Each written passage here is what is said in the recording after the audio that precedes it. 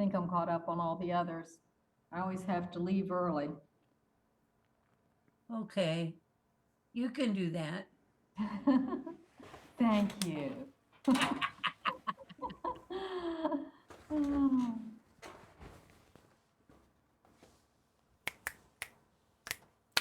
There's the man. There he is.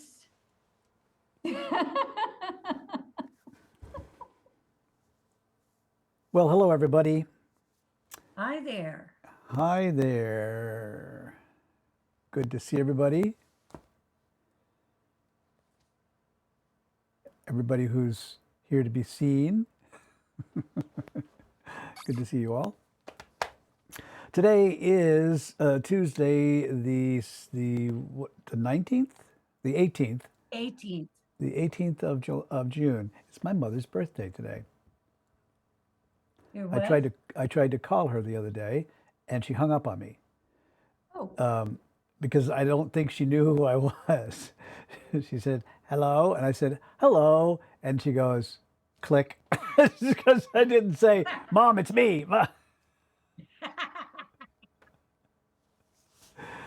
Yes, she recognized your voice. maybe that's what it was. Yes, she actually knew who it was, and then she, no. And then the sweetest thing, oh, I got a Happy Father's Day from my son who lives in San Francisco, and that was just the the best ever. I oh don't hear from wow. him nearly often enough, but he made me a grandpa, and so Oh, that's not recently. I mean, she's got to be 8 now, 8, maybe 9. mm. My goodness, I have to catch up. Not like Adele, who gets a new grandbaby every 6 weeks. Oh, Not No, that actually did not sound good. That sounded bad. I mean that she's blessed by having these wonderful, beautiful grandchildren that come along every so often. Yeah. Yeah, I do have 4, but I don't get blessed every 6 weeks.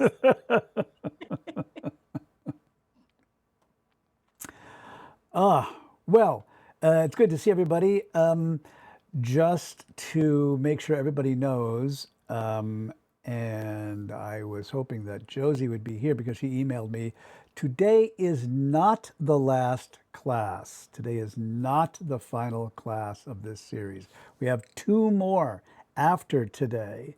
So our final class will be July 2nd. I know I've made the announcement a number of times, but there was an email that went out. Now, that email, along with many of the others, were set up sometime in the distant past, I think in another millennium. And I don't really know where they're located, so I can't go and stop them. But hopefully it'll run out after today. There won't be any more because it thinks that it's done. Not that I don't know how to set up new annoying emails, so don't think that you're out of the woods from me sending you little reminders every week. For example, how many read the email on Monday about the class schedule? Very good. Okay, pass the test, except for Paula. Paula's bad, naughty. Because if you had read the email, you would know this bit of trivia to share with your students, that for people over the age of 55, at least, the number one cause of injury is falling. That's right. And one of the main things that happens when falling is breaking a bone, particularly hips. Hips are very susceptible to breaking the bone. And a broken hip for a person over the age of 50 raises your mortality rate by 30%. You are 30% more likely to die of anything, not breaking, not of a broken hip, right? The broken hip itself is, those things are fixable now. But in the aftermath of that, it raises your mortality rate from all causes by 30%. So, yeah, that's why you should read those annoying emails I send out every week. That's why you should read those, because then you'd know that. And what is the Number one, according to the American Medical Association, anyway, the number one recommended exercises for fall prevention is, drumroll please, Tai Chi. Tai Chi. Yes, and that is not something I made up. That's not hype. That's actually been so since 1995. The American Medical Association came out and made a statement. Tai Chi is the number one fall prevention exercise recommended by them. Along with smoking only 1 pack of Camels a day. That was another recommendation that they made in 1956, but still, that was another recommendation. Yes, Judy, did you need a pack of Camels? I think I've got a pack in the back there. Now, come on, I quit that a while ago. All right. I wanted to tell you that in today's LA Times was an article about seniors and sitting too much. Sitting too much.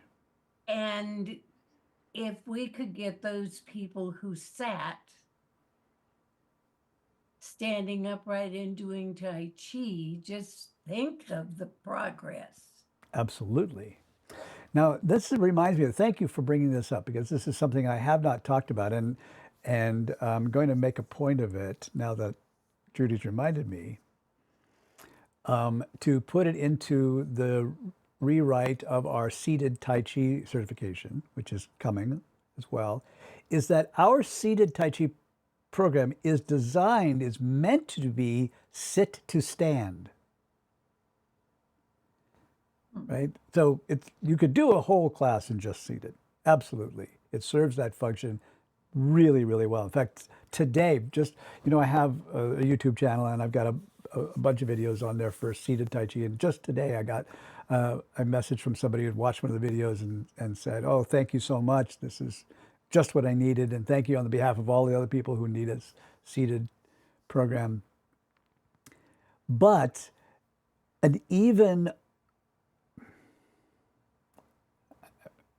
see, by the way, my ADHD brain just went like this. I was about to make a comparison between what we do with seated Tai Chi and what could be done with a sit to stand. And then I go, wait, that's like a story from Friends. So for those of you kids back in the 90s, there was this TV show called Friends. And Phoebe, remember Phoebe? Phoebe baked cookies that were just to die for. And everybody's favorite cookie that Phoebe made was chocolate chip cookies. And they all said, "Phoebe, why don't you make more chocolate chip cookies? We love your chocolate chip cookies." And she said, "I can't make any more chocolate chip cookies because then the other cookies would get jealous." Oh my. So I can't say that we can't, that we should be doing sit to stand as part of our methodology, because then seated alone would get jealous. That's Oh, where yes. my brain went.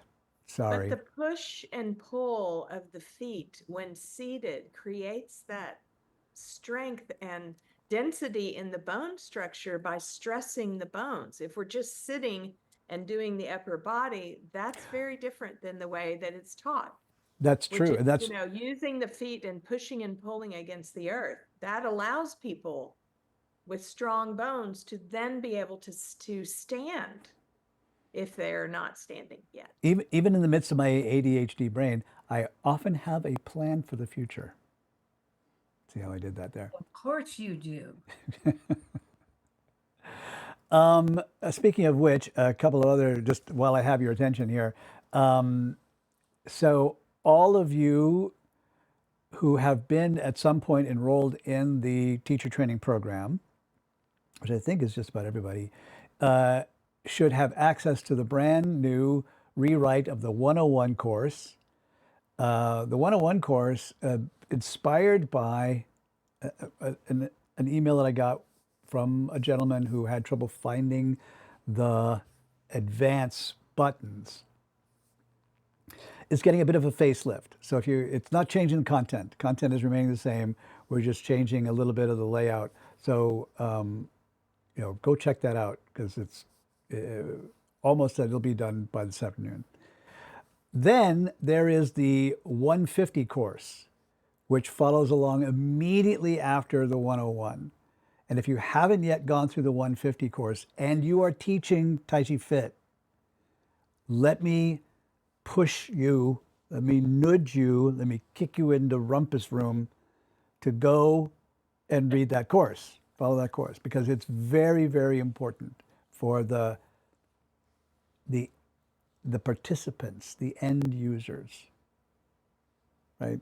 It's going, and I think maybe this bears a comment. What we're doing in this course that we're taking right now, the 24 movement course, 24 movement class, what we're doing in here has a different purpose than the flow sessions that we do. Right? By definition, you are learning a routine, and your goal is to memorize and be able to perform this routine with some degree of accuracy. That's the purpose of this routine. Our flow sessions have an absolutely unrelated purpose. Right? And the purpose of those sessions are to help people create for themselves internally the right conditions for flow to spontaneously emerge. Right? So all the things that we do as conductors, as facilitators, is just all about creating the right conditions, because we've created already in the world historically all of the wrong conditions. That's why we're not all walking around in flow 24/7. So in this brief space of time, when we are, in front of a group of participants and we're conducting a flow session, our whole job is to do everything that we can to create the right conditions for flow to emerge. And that's why I wrote these courses. And it's all too often that we conflate the approach that we have in a class like this one, like we're in today, with a flow session. And how that looks is, in a flow session, there's no teaching. In a flow session, there's no instruction, right? In a flow session, there is monkey see, monkey do. And then as a conductor, if I were like, oh my gosh, I can see that flow blocker just welling up. I can see it in your body and in their face. I know those signs. Then I say something, and that something is all the cues that you learn. And then I shut the hell up again and go back to monkey see, monkey do. Now, 150 is the science of the monkey see, monkey do. So like, what do I do that this monkey can see, right? How do I do those movements? And then how do I signal silently what people do? That's what 150 is all about. It's published. It should be available to everyone. If you don't see it in your dashboard for some reason, give me an email and I will figure, because I went and globally just made it available to everybody, but I may have missed a few people. And I don't know. Yeah, Dink. That brings up a question that I had. You talked about that some in Iron Fusion, and I had to watch all those because I couldn't attend any of them. But you talked about the use of silence in the classes and getting away from talking. So does that mean that we should kind of let the stories that we used to use go by the wayside and just go with mechanical descriptions? Not even mechanical descriptions. Okay. Nothing. And I'm going to give you a little bit more context for that. So the context is that it is the ritualistic, repetitive nature of familiar patterns of motion that allow that special condition for flow release, right? It's a semi-trance state, right? Now, so that's our approach. That's the Taiji Fit method, is a somatic approach. Like there's other approaches. There's prayer, there's chanting, there's art, there's all kinds of different approaches. We take a somatic approach, body-oriented approach. And that somatic approach means let the movements do the work. Let the repetitive nature of the patterns over and over and over again lead you into this trance state, which is the precursor to the flow state. Right?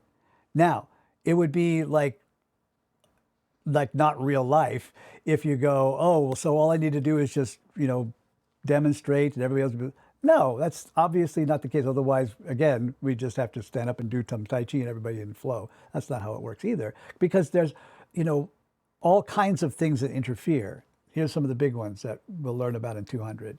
Anxiety interferes.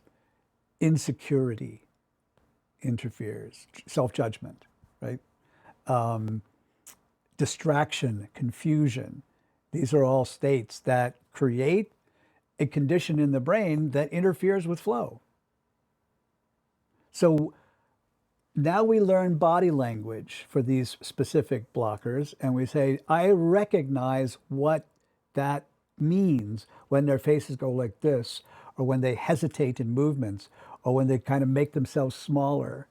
Right? So I recognize what that means, and it indicates a cue that I can say something. Now I can use a narrative. Now I can use a description if it's short and sweet. Now I can say whatever it is I want to say that's appropriate to that flow blocker. Does that make sense? Yeah. Here's an example. So one of the first ones that, let me go with the second one. It's a little bit better. So the second basic flow blocker that shows up most of the time in a class is called confusion. And confusion is when the person watching you doesn't recognize what you're doing. It's called pattern recognition. This is, I don't quite get it. I'm confused by where this hand goes because my brain doesn't go, aha, I know that pattern. I can name that song in 2 notes, right? That's what you're looking for. That's what you want to have happen. But somehow the brain doesn't do that. So that's called confusion, right? And so the cue that we use is we use something called naming, the naming cue, or tagging or labeling. So for example, I'm doing Parting the Horse's Mane, and I'm watching my participant, and I can see they're confused.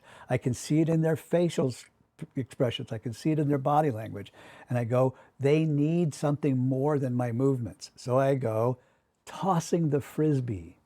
I picked that one out of thin air because it is a common pattern that almost everybody can relate to. And then I say, tossing the frisbee, and I can see it go bing in their head. And then they're not confused anymore. And then I can go back to just doing the movement again. Does that make sense? So I'm going to be starting a class tomorrow with a whole new group of people that have never done this before. And I feel like I don't know what I'm doing.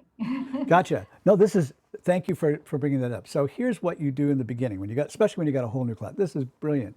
So first of all, tonight, go read 150, right? Because then the first part of your interaction with them is actually teaching them to know what your signals mean. Then you can talk about this. You can say, this means watch me, right? Stand up for this. This means this side's going here, right? And you can tell them that, and you can teach them that, and then wean them off of you having to explain it, because that's the first thing that you want to do with them is helping them understand what your signals mean. That's the first layer, right? And you might be surprised. All of the signals that we teach in the 150 class are stuff that you guys do already. Like I've watched you do these little things. There are 3 more. It's like you're already doing it. You know how to do these things. I've just put them in a sequence so that we can talk about them and you know what the appropriate thing to do. Some little things that are kind of weird. It's like I never thought about this. So if I'm going to the side, I will use the same side hand to indicate the side. But if I'm going to the corner, I use the opposite hand to indicate the corner, Oh, especially in a 2D environment like we've got here. Right here to here, this might actually be a little bit, what the fuck? I don't know what he's doing, right? But if I go corner, this is clearer. Does that make sense? So that's what 150 is going to give you, a bunch of those kinds of things. And so that's the first thing that I would do. And then 200, the new version of 200 is very nearly completed. I hesitate to make a promise about a date because I already put my foot in my mouth more often than I like. But coming soon to a theater near you, that's all I can say about that. Thank you, PR. You're welcome. Oh, I'm so glad you brought that up because that's really clear. So one of the things that is an inspiration for the rewrite and an inspiration for my emphasis on redoing these courses and going back is a new flow blocker that I am probably most responsible for creating in our community, in our program. Like it's my fault, right? Because many of you mimic me or model me, which is what's appropriate when you're learning something. You say, how does my teacher do it? And I'm going to do that. I talk way too fucking much. Kaz and Judy have been with me probably the longest of anybody. And they're both like, oh, yes. So here's the thing about that. In a flow environment, this causes a new flow blocker called distraction. And distraction is just as deadly as confusion or anxiety or discomfort or any of those things. So I'm like, I am going to write a new program that fixes this problem. And that's why to eliminate the distraction, we're saying, let the movements do the heavy lifting. And the cueing are little supplements that come and go. They're the spice, not the steak. I just made that up by right then. Gotta write that. Somebody write that down. The cues are the spice, not the steak. The movements are the steak.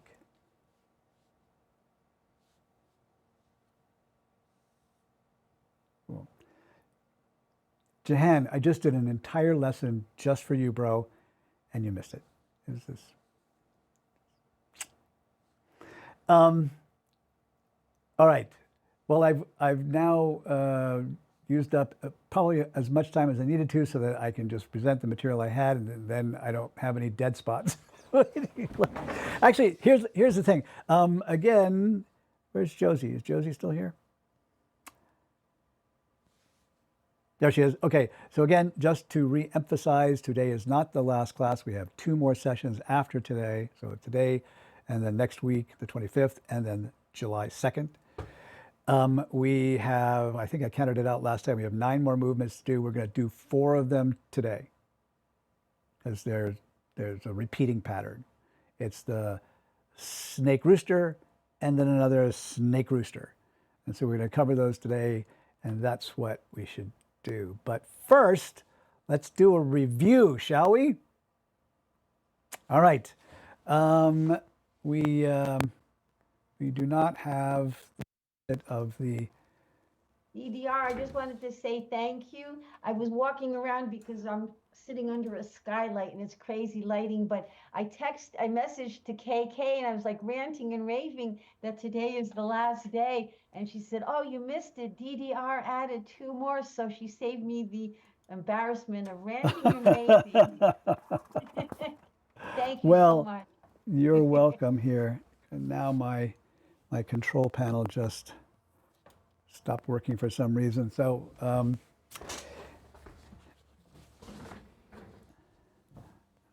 by the way, new floors in the studio.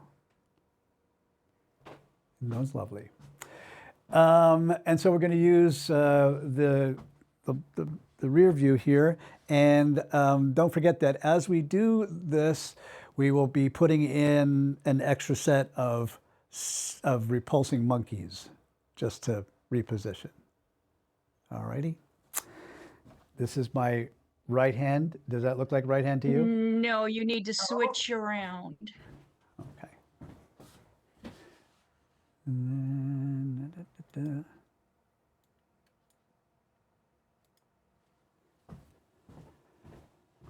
Does that look like my right hand? Yes. Okay. That's why we do it. Let's start with some cheese, and we'll sink one.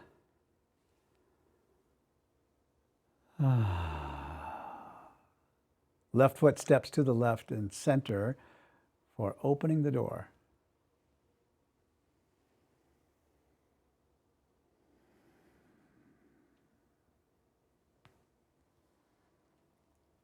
Three times, parting horse's mane.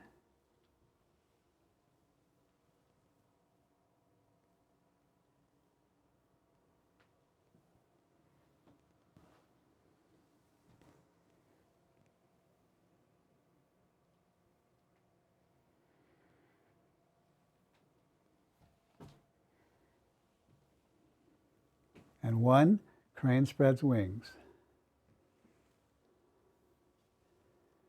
Now here's our extra monkeys.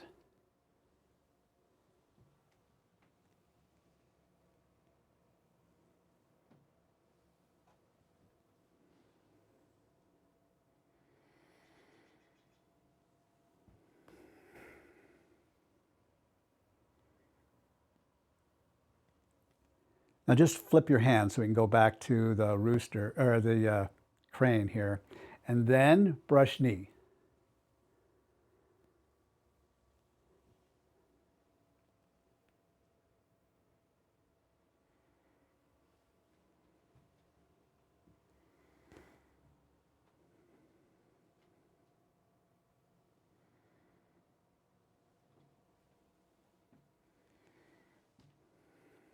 And play peepaw. Now here's our 4 repulsed monkeys.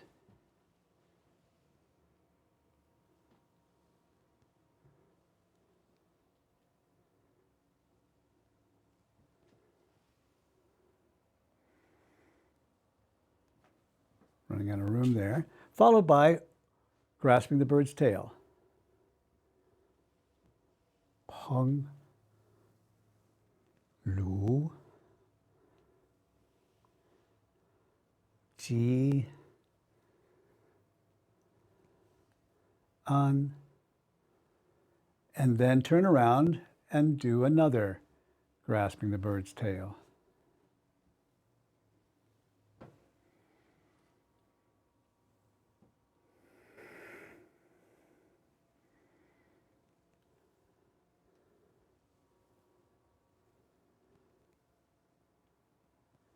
Now, a bit of a wind up here,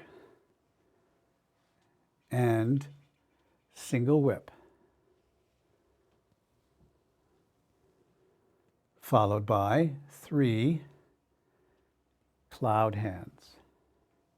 Always counting the right foot bearing weight as your number 1,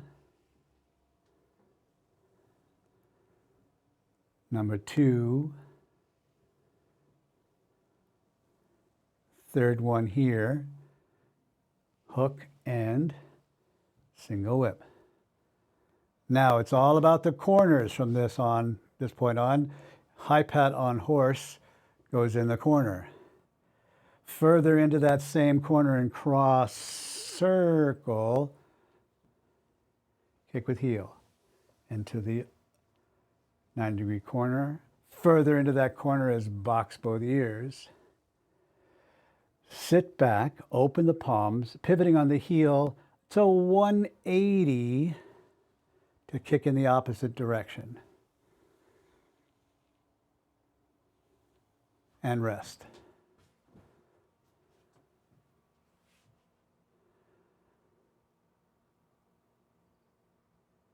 That's pretty darn nice. Pretty darn groovy. Questions about the sequence so far?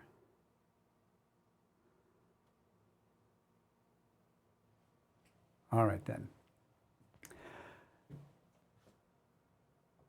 After the second kick, we have the snake rooster combo, which actually we call it snake and rooster. Rooster stands on one leg and snake creeps across. But in the naming of these, officially, it's called get down and get up.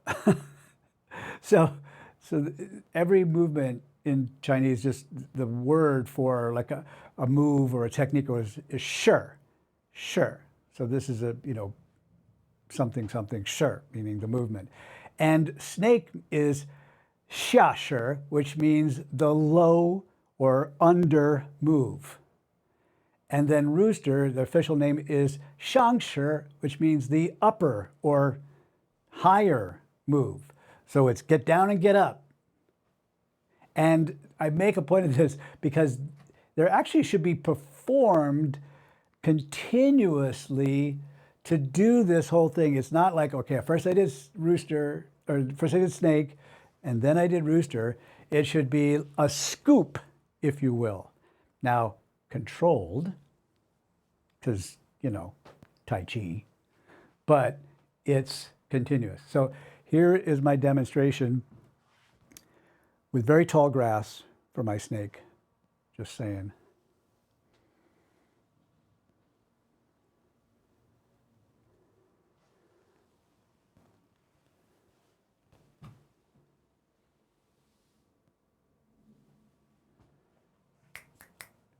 One right after the other.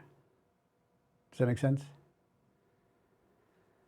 All right, let me turn around. So this isn't the direction that you would be in, but at least you can follow me here. All right, so let's say I've just done my kick in the corner. Now, this toe is pointing, so this is something that Dan asked me about last week, or maybe I was Thursday when we did our makeup class.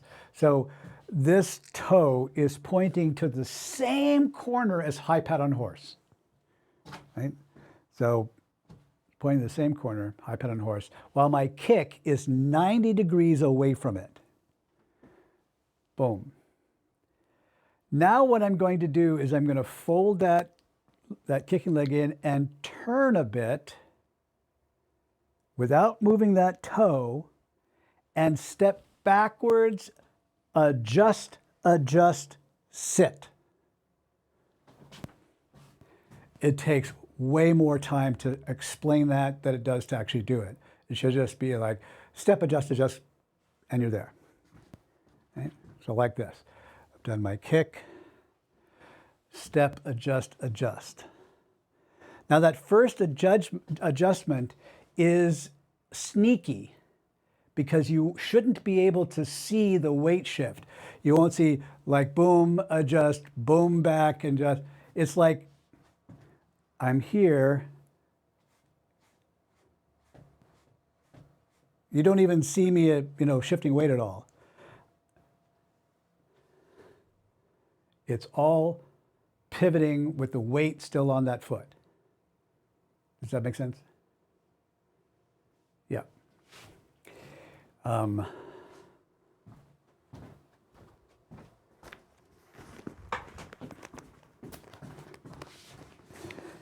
Dan says, adjust, get underneath. He was feeling very neglected lately. When I did the new floors, he's like, you haven't used me in such a long time, right?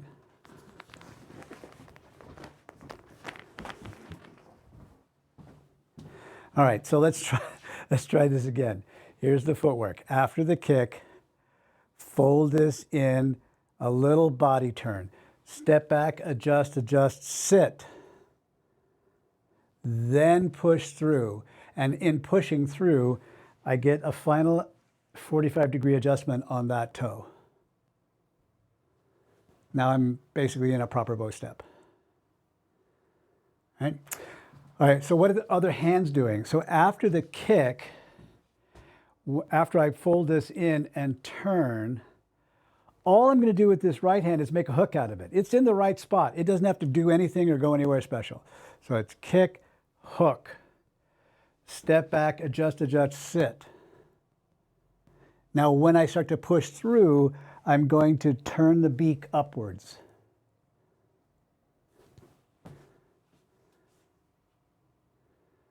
Yes. So, Karen, you could probably open that shoulder, turn away from it more, because right now this bending elbow indicates to me that this shoulder is still a little bit closed, right? Because then this is really tough to extend out with the shoulder closed. So you have to really open that shoulder so that you can reach that backhand out there. It's like I'm going to pinch somebody. I probably shouldn't have said that, should I? But that's like what's going on back there. So notice the level of extension in my arm with my single whip hand, with my hook hand here, right? So I'm going to sit back. I'm going to keep that level of extension. Yes. Yes.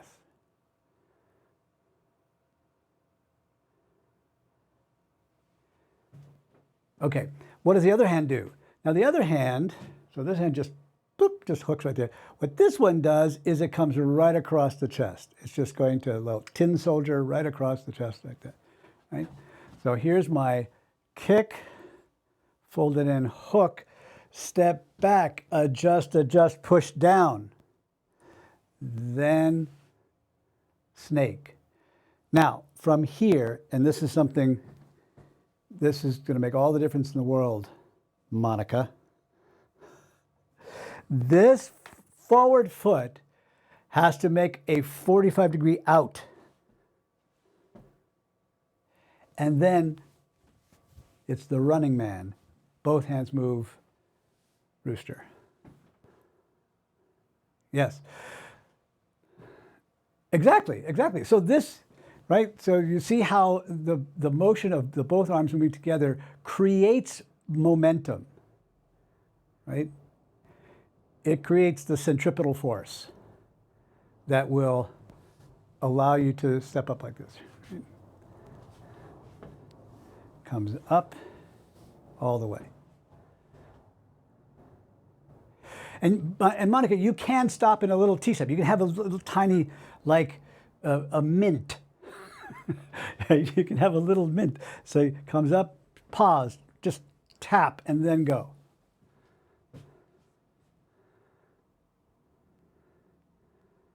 Look at that. You're on one foot for like 10 minutes right there.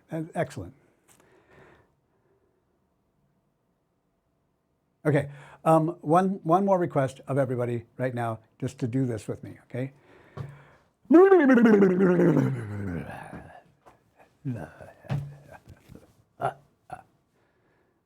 Yes. All right, here we go from the kick. All right, so I've just done my kick. It's fold in and hook, step back, adjust, push down when I sit, push through with my rooster, make that adjustment, and inhale. Excellent. Excellent. Now, I any have a questions? question. Yes. I don't know if my brain is unwired, but it looks like which way, I think I'm going is the camera changed? For No, left what and happened right? was I turned around. You maybe missed my comment. I turned around so that you could follow me, because in point of fact, if I was doing it as the proper direction, if this is open the door, blah, blah, blah, blah, blah. I think I heard you, but I don't think I grokked it. So say that again. So which way? So it's Yeah, so if this is open the door, right? And I Okay. did all my movements accordingly, I would actually be here Yes, for, that's what I thought. yes. It's confusing to us that way.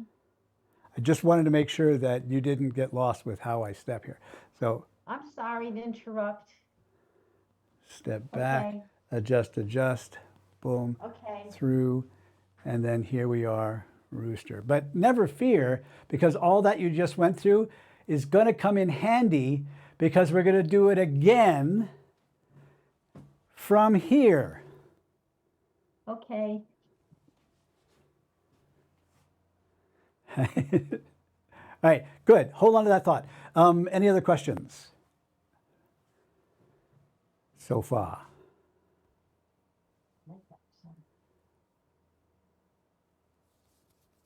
All righty then.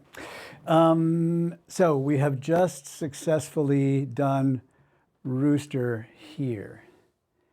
Now, at the end of my rooster, my left toe is pointing out into, actually, once again, the same corner direction as high pet on horse.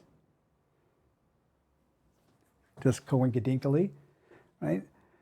So after I've done my rooster here, I'm going to step the rooster foot down and use it to pivot me around so that my toe is pointing 90 degrees away. So it was pointing this way. When I'm done, it's going to point that way. Why, you ask? Because that's going to set me up for my next backwards snaky step. Right? So here I am in rooster, turn, step back, adjust, sit, and through.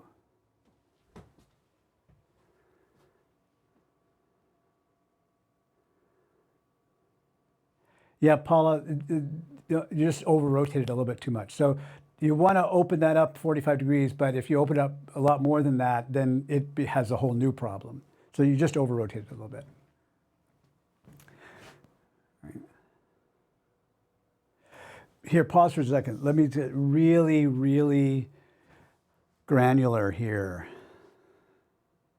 After you've done any of your foot adjustments, and then are going to shift weight into the front foot, where exactly is the weight centered in that new foot?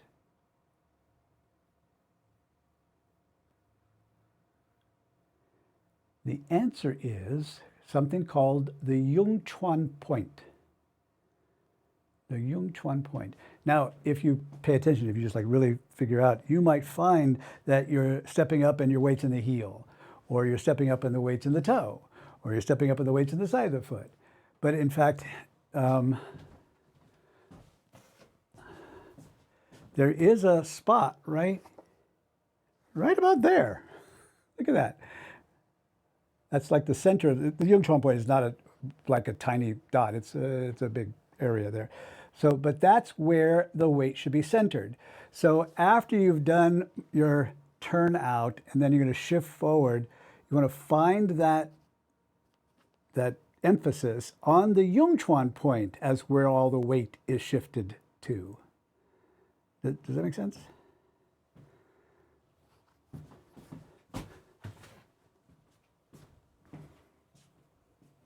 Maybe, I don't know. Might a little bit. All right, let's go back to the first kick. So if this is my open the door position, la la la la la la la la la la la la, right here is my first kick. Fold in, hook, step back, adjust, sit, push through, snake, make that front foot adjust, step up, rooster, foot comes down, pivot, step back, adjust, push through, toe turns out, rooster.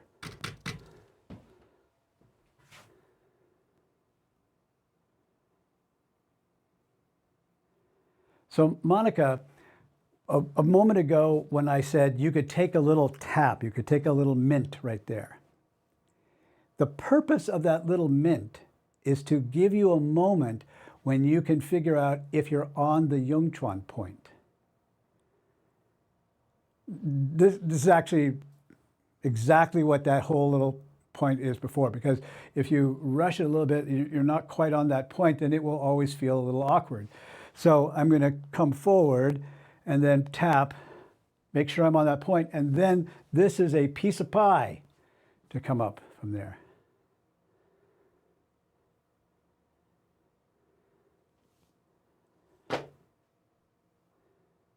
Lovely. Yes, Dink.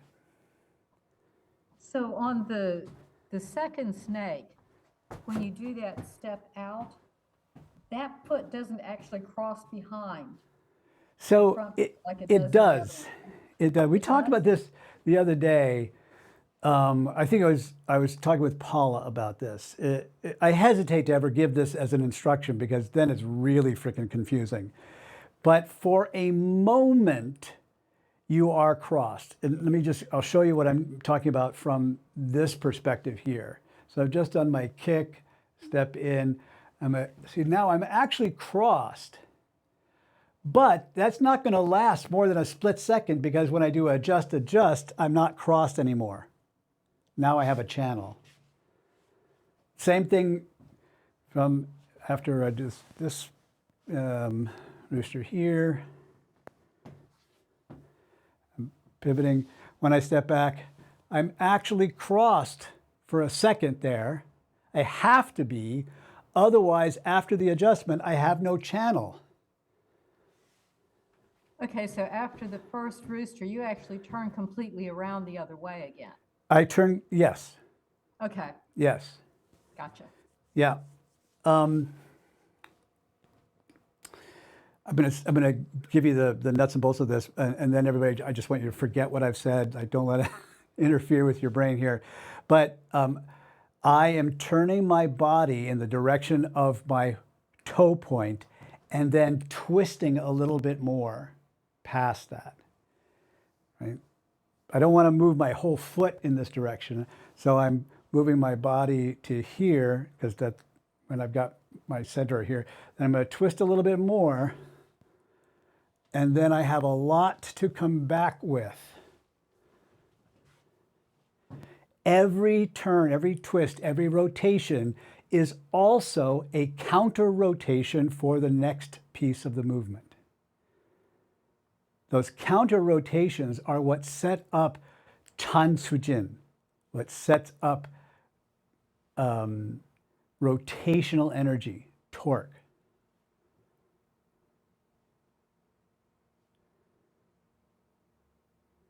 Man, I'm just spitting too much information here.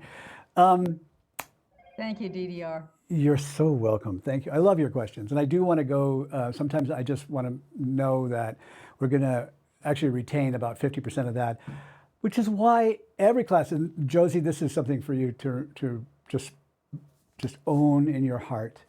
Every single session that I do, I will always, my intention is to always do a review first. Typically, the reviews contain a new layer, right? So we've done it once. Next week, we'll do it again with another layer and then answer questions as well. Thank you. Right? So if you ever miss a session or you get lost or something, it's like, I promise you, we're going to cover it again. It's not going to be the last time you ever see that. All right.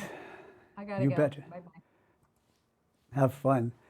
All right, so let's do this from the first kick one more time, and then we'll call it a day. Shall we?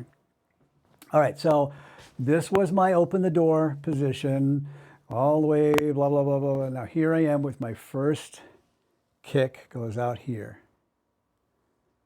Actually, I'm sorry, that's my second kick. My second kick goes out there.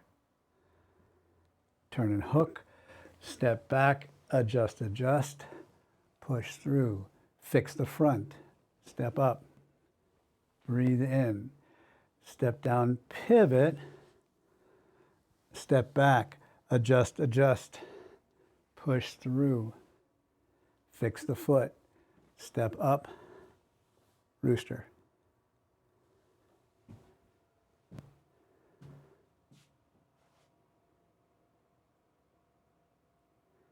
Noise.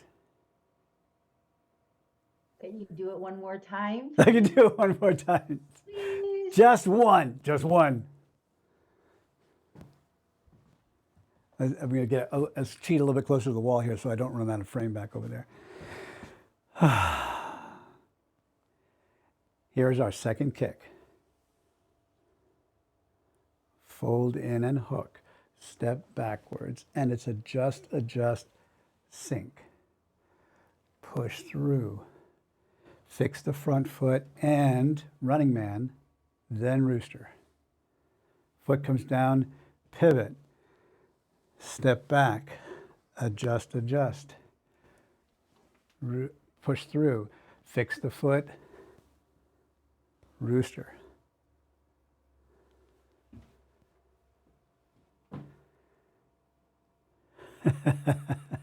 Bring it on back in.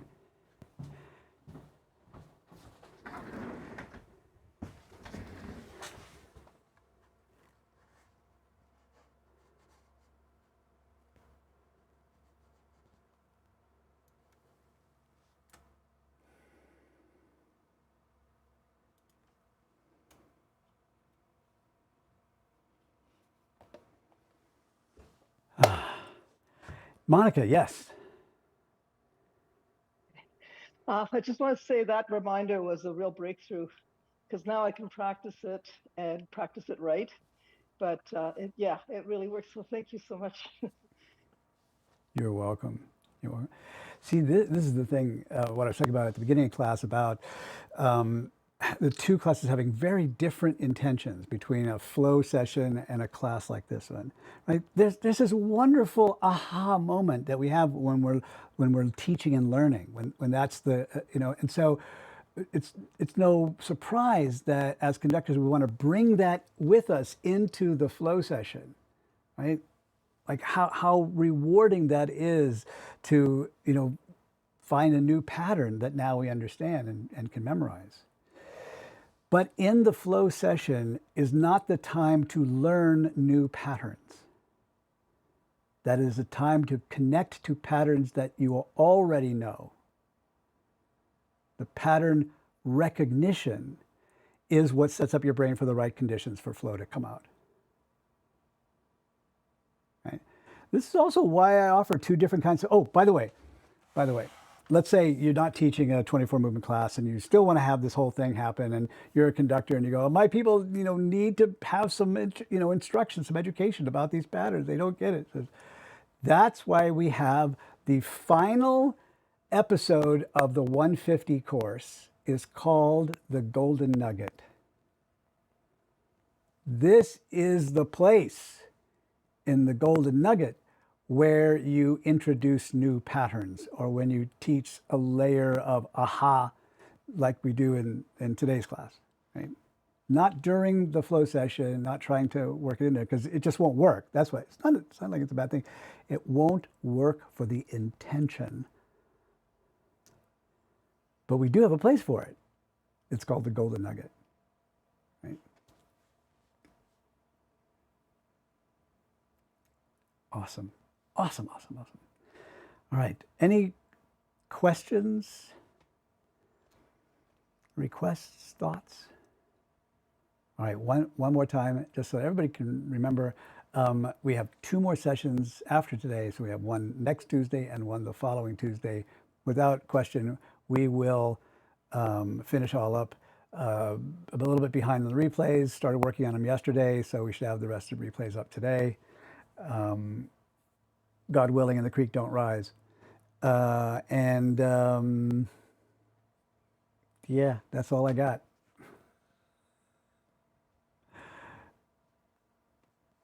All right. In that case, have a wonderful, wonderful day. I love you guys, and I will see you next week.